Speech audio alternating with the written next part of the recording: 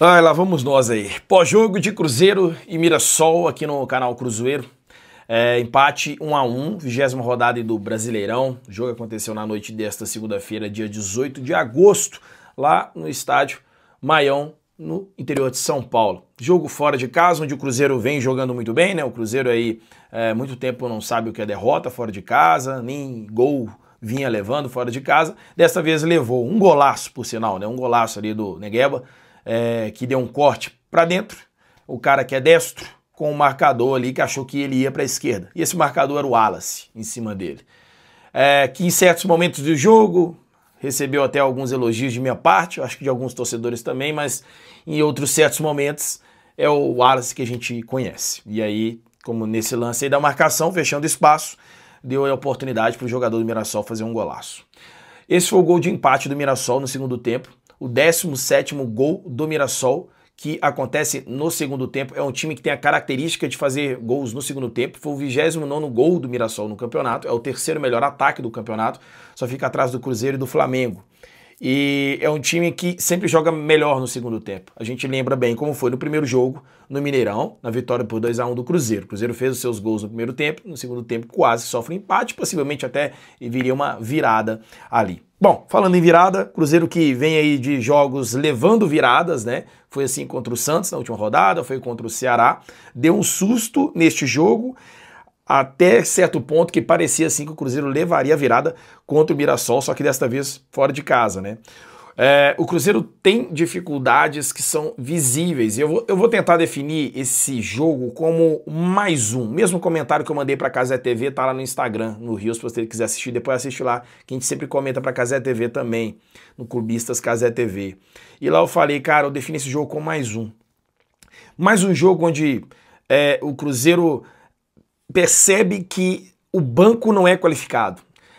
Mais um jogo onde o Cruzeiro, quando joga com as opções que são reservas como titular, como no caso de um Eduardo, como no caso que acabou entrando o Wallace aí, o Cauã Prates eu nem coloco nessa, porque para mim foi o destaque do jogo, um garoto que tem um potencial enorme, assim como o Kaique tem, né, é um outro 17 anos apenas, então assim, tem muita coisa para frente, joga bastante.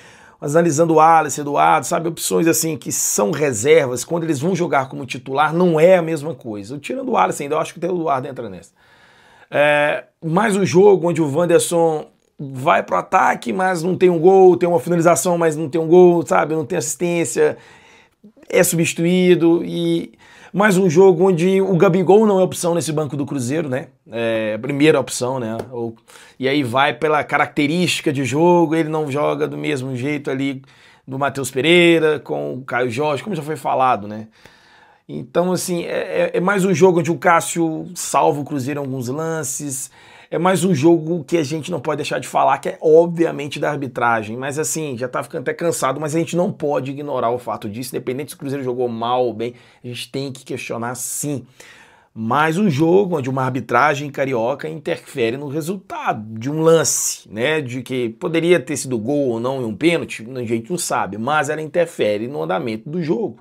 Porque antes do gol do Caio Jorge, que foi aos 5 minutos, mas aos 3 minutos foi pênalti. A bola bate na mão, o Matheus Pereira dá uma furada ali, mas o jogador do Mirassol pega a mão na bola, ele estava assim em cima da linha da grande área. Então é pênalti, indiscutível. O VAR tem que analisar, tem que falar, a bola pegou na mão, acabou, não tem conversa se foi sem querer ou se não foi, foda-se.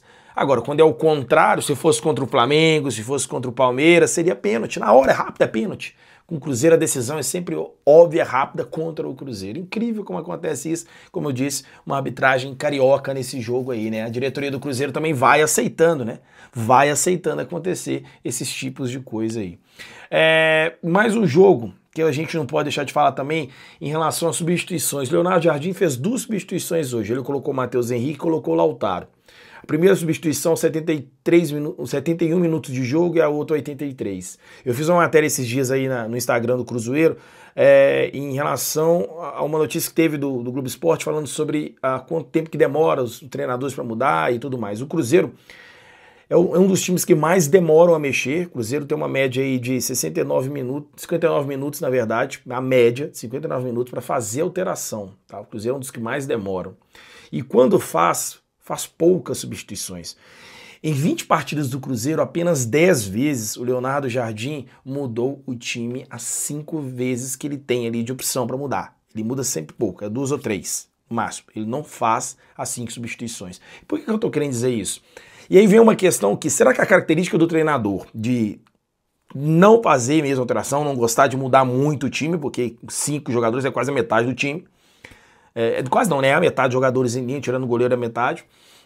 Será que é por essa característica? Ou será que o Leonardo Jardim olha para o banco e fala, peraí, eu não tenho 5 opções para mudar o jogo? E aí ele pode ser, nesse sentido, até pela característica de jogo dos jogadores de banco. A característica desses jogadores do Cruzeiro, elas não se assemelham com a ideia de jogo do Jardim com esse time titular. Não sei se vocês compreenderam a visão que eu estou querendo dizer aqui, porque o Cruzeiro é um time forte de transição. O Cruzeiro, ele é um time que ele vai rápido ao ataque e ele é letal quando chega lá, né? Ele é com o Matheus Pereira, com o Lucas Silva e com o Christian, com o Caio Jorge, esses jogadores que vão movimentando o meio campo ali com a roubada de bola do Lucas Romero. É esse time, sabe? Esse time sólido defensivamente com o Fabrício Bruno, com o Cássio, né? Ele com o Kaique na esquerda. Então, assim, é esse time. Quando ele tem outras peças, que aí entram, por exemplo, um Wallace hoje, não tem nada a ver o estilo de jogo do Wallace com o Lucas Romero. O Matheus Henrique tá voltando de lesão, já não é mais aquele Matheus Henrique que eu vi antes também, sabe? Vai demorar ele voltar a ser aquele cara. O Eduardo não tem nada a ver com o Christian quando ele joga lá na direita, ele é melhor como volante do que como na posição que o Christian joga, sabe? O Lautaro no lugar do entre Lautaro e Marquinhos, a opção do Wanderson, a gente não consegue ver essa melhora, é o 6 meia dúzia. A verdade é essa, porque não agrega. E a característica do Gabigol, ela se assemelha mais ao Matheus Pereira, né, jogando ali como ele, né, o Gabigol jogando como falso 9, do que ele ser a referência do 9 à frente, porque já tem um Caio Jorge. Então eu vejo assim, o elenco do Cruzeiro como um todo, ele é montado às pressas, como foi desde o ano passado, com oportunidades de mercado, investimento alto, 200, 300 milhões, mas ele não foi pensado estrategicamente com aquilo que o Cruzeiro precisava, na composição do seu elenco. Então eu vejo que talvez o treinador já percebeu isso. E aí fica o questionamento. Se é muito visível isso, por que tanta demora em contratações? E outra coisa, além desse ponto, será que é melhor você persistir ainda na característica de jogadores titulares porque eles entregam aquilo que você deseja, mesmo cansados? A gente vê um Lucas Silva morto em campo, a gente vê alguns jogadores que não aguentam mais. Não é melhor tentar um gás novo, mesmo que esses jogadores não estão na característica que você gosta de jogar, Leonardo Jardim? Será que não é a hora de... Coloca um garoto, coloca um Murilo, coloca um, sei lá, o Quintinha ali de opção, porque se tinha muitos jogadores amarelados, talvez esses jogadores também não vão entrar firme para levar o outro amarelo e ser expulso, prejudicar mais o time. E aí a marcação fica mais frouxa. Foi o que aconteceu contra o Santos, foi o que aconteceu agora nesse jogo. Fica frouxa a marcação por essa falta de jogadores que não estão amarelados e não tem essa característica de jogo que o Cruzeiro necessita. É uma coisa que me preocupa, porque parece que o objetivo da temporada, que é voltar à Libertadores, ele tá confortável numa análise em geral, se analisando a tabela, mas quando você começa a olhar um micro detalhe do Cruzeiro, você vê dentro do G6 o Cruzeiro é o único com os 20 jogos, os outros times têm 2, um jogo a menos, e aí, cara, tudo pode mudar. Na mesma hora que o time era o vice colocado, já caiu para terceiro agora. Esses times que estão à frente têm jogos a menos. Palmeiras 2, Flamengo 1, pode abrir 8, 5 pontos de diferença. Vem times atrás que podem aproximar. Se esse time cai um pouco mais, é crise mesmo. A torcida vai virar o caos, vai virar um inferno do caralho. Essa preocupação e vem essa exigência nossa de querer melhorar esse time. Então, cara, eu sei que eu não estou querendo criar um alarde, eu estou trazendo uma análise até mais complexa em relação a esse resultado, ao jogo em si, mas é uma coisa que me preocupa. Porém, a gente encarou um Mirassol que estava 9 dias descansado, um Mirassol que só perdeu 2 jogos em 2025, a gente está quase chegando em setembro daqui a pouco, só perderam 2 jogos em casa. É o time com 75% ou mais de aproveitamento jogando lá no Maião, né, em Mirassol, em São Paulo.